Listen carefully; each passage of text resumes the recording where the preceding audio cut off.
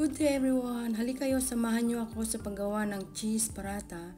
Madali lang at mabilis lang gawin ito. Napakasarap din po, lalo na sa mga mahihilig sa cheese na kagaya ko. Ganito lang po ang gawin natin.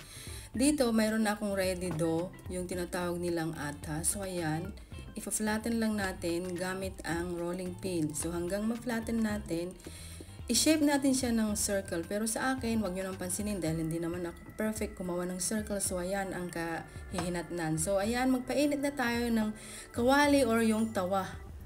Kapag mainit na, ilagay na natin yung ginawa nating paratha.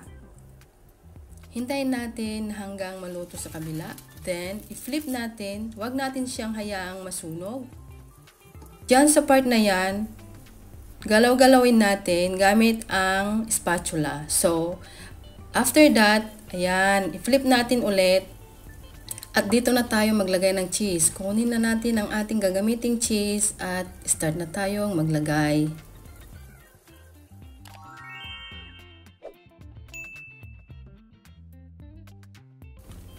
Mortadella cheese pala ang gamit ko dito. So, ayan po, lagay lang na lagay.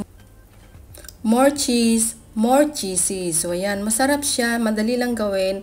Pag nailagay na natin yung cheese, saka natin siya i-fold. Tapos, i-flip lang natin. Huwag nating hayaang masunog para hindi siya lasang mapait. So, ayan. Malapit nang matapos ang ating cheese paratha. Good for breakfast din ito at lalo na kung may kasamang tea at coffee.